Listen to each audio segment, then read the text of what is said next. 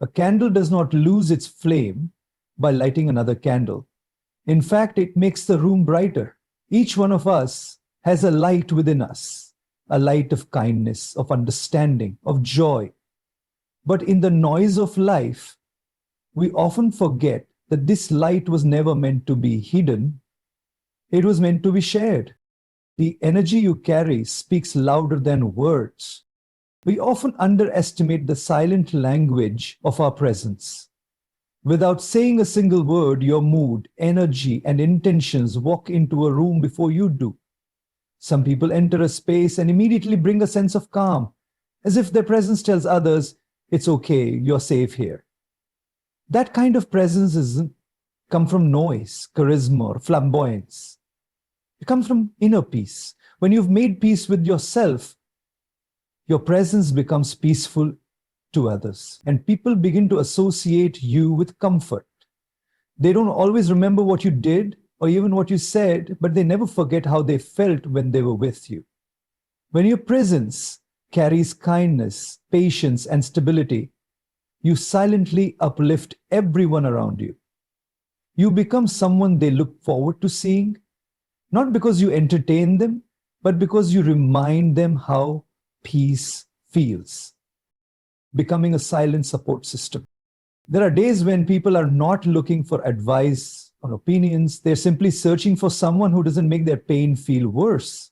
In those moments, your ability to just be there without rushing to solve everything becomes a gift. Uplifting presence is not about dramatic gestures or elaborate solutions. It's about creating a space where others can exhale. Sometimes your quiet company offers more healing than 1,000 inspirational quotes. Your ability to listen, really listen, without interrupting or judging, makes people feel respected and seen. That kind of presence is rare and beautiful. You don't need to fix others to be valuable to them. Often your stillness, your compassion, and your patience do the uplifting. The way you hold space for others in their vulnerable moments becomes a sanctuary they may never forget. Cultivating light within to shine around you. True uplifting presence doesn't happen overnight. It's cultivated from within. When you practice gratitude, mindfulness, and self-care, you become lighter, more grounded, and more joyful. And that internal light begins to overflow naturally. It touches people without you having to force it. You start noticing small details in others, their effort, their strength, their silent battles, and you affirm them. Your smile becomes genuine, your attention becomes sharp, and your compassion becomes limitless. Even on days when you're not feeling your best, your intention to not pass on negativity makes difference. People begin to draw strength from your optimism, not because you deny pain, but because you carry hope in spite of it. That's the magic of presence. It lifts others simply because it is anchored in peace, clarity, and quiet love. Listening is not just about ears, it's about the heart. To truly listen without judgment is one of the rarest gifts we can offer another human being. Most people listen to reply, not to understand. But when you choose to listen with the intention to simply understand, without analyzing, comparing, or fixing, you create a space where someone can finally breathe. In a world where everyone is in a rush to be heard, few pause to hear. And yet, being heard, truly heard, can be more healing than being helped. When someone speaks to you and feels no fear of being criticized or misunderstood, they begin to open up in ways even they didn't expect. Their guards fall, their hearts soften. They begin to hear themselves clearly through your silence. You may not have all the answers, and that's okay, because more often than not, people are not looking for solutions, they're looking for understanding. And by listening with an open heart, you become the mirror that reflects their worth back to them, untouched by judgment or opinion. Creating a safe space through presence and patience. When you listen without judgment, you build trust, not just with others, but also within yourself. You train your mind to hold space for another's emotions without being consumed by your own filters. It's not always easy. We are conditioned to label, categorize, and assess. But when we gently set that aside and simply let someone express themselves, we begin to offer a kind of presence that feels like emotional shelter. In that shelter, people find clarity. Sometime in the middle of that chaos, your quiet, accepting presence becomes their anchor. It's not about agreeing with everything they say. It's about validating their right to feel. You're not saying you're right. You're saying you're allowed to feel this. That distinction makes all the difference. Over time, you'll notice how people come to you, not because you always have advice, but because with you, they feel safe, they feel valued. And in that feeling, they find strength. Words can wound, but they can also heal. Words are not just sounds. They are carriers of emotion, belief, and power. One kind word at the right time can heal a heart that has been silently breaking. When you choose to speak life into others, you are intentionally using your voice to uplift rather than diminish. You recognize that people are often battling invisible struggles, self-doubt, insecurity, shame, fear, and your words, though simple, become a kind of medicine, saying, I believe in you, you're doing better than you think, or even, I'm proud of your strength. Might seem ordinary, but to someone on the edge, it could mean everything. To speak life is to water the dry places of someone's spirit. It means that instead of pointing out what's wrong, you choose to highlight what's right, even if it's just a flicker. And in doing so, you become a source of light, not by being perfect, but by reminding others of their own potential, their worth, and their value. The echo of encouragement lasts longer than you think. When you speak with kindness and clarity, your words echo in the minds of others far longer than the conversation itself.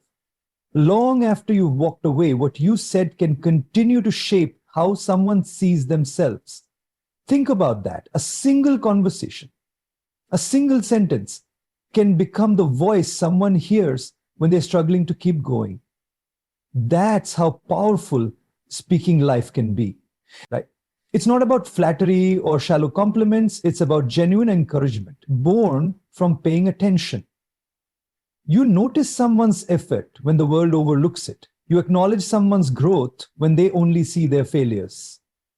You become a voice that believes in them until they learn to believe in themselves. That kind of influence doesn't require fame, fortune, or a platform. It just requires intention. The intention to use your words to build, to bless, and to breathe life into those who need it most. Because the world already has enough critics.